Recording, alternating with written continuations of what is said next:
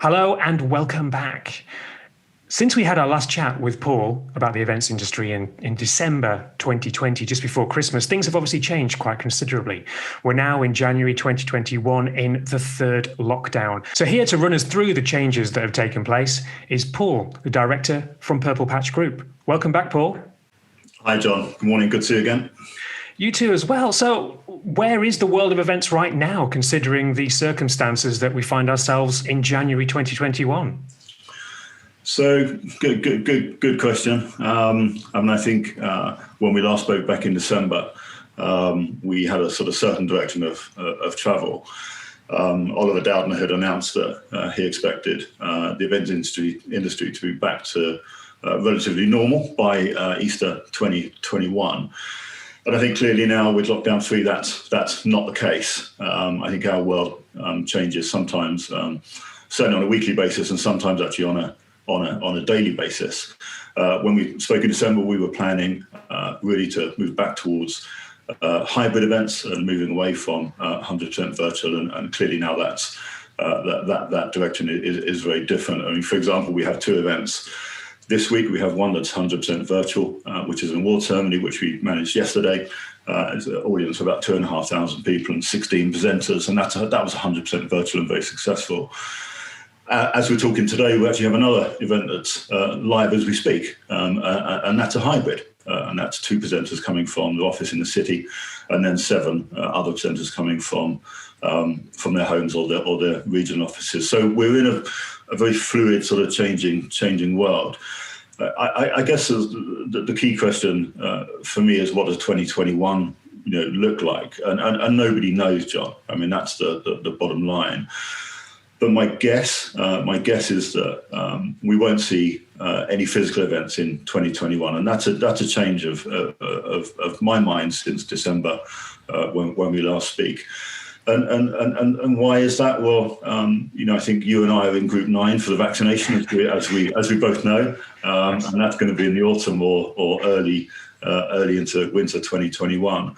And I also question whether or not, even once we're all vaccinated, whether we'll have the appetite to get together in very large groups again during 2021. So if we're not going to get together in large groups again then this year, is that good news or bad news then for clients? Well, I think it's. I don't think it's really sort of either. I think the one certainty is that our clients still need to communicate with their audiences, and that requirement hasn't changed because of COVID and because of tiers and because of lockdown. So I think there is some good news, and some of the good news is that we as an industry, along with our clients, have learned a lot of things since March 2020 when we entered this sort of virtual world. But I also think that audiences are better at receiving and digesting virtual content than they were necessarily back in March. We're all working in different ways. We're both sitting at home today. I'll go for a walk later on. You'll go and get some fresh air. Back in March, we didn't know how to exist in this world. So I think our audiences are changing in the way that they're working as well. I think also we understand, the good news really is that we understand our audience metrics much better than we did back in March. And our drop-off rate, so the amount of people leaving an event towards the end of that broadcast, is actually now surprisingly low versus where it was last year. I think the brutal fact, John, is that if you look at the metric being return on investment for our clients, then the return on investment of virtual events is spectacularly high. Now, you evolved your business in 2020. So what are the plans now for 2021?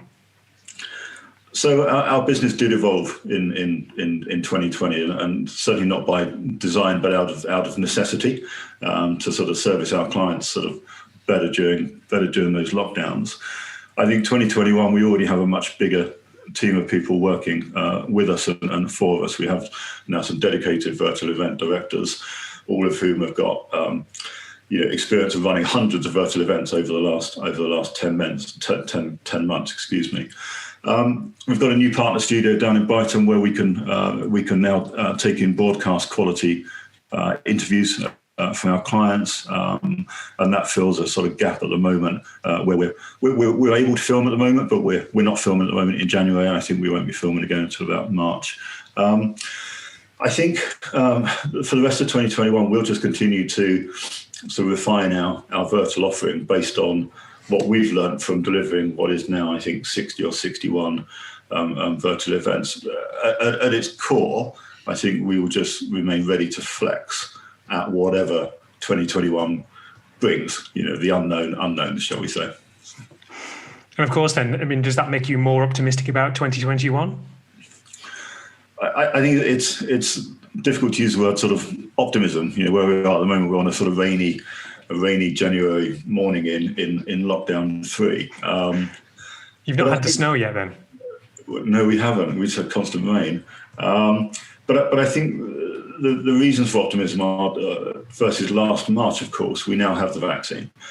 We have the vaccine, we have the treatments for COVID, and there is a sort of light at the end of the tunnel towards the end of this year. So I think I'm optimistic about 2021. I think we've learned a lot, as I said, in the last sort of 8 months about how to deliver virtual events. And I think that puts us and our clients in a great position to continue to deliver live events virtually or in a hybrid format, whatever 2021 throws at us.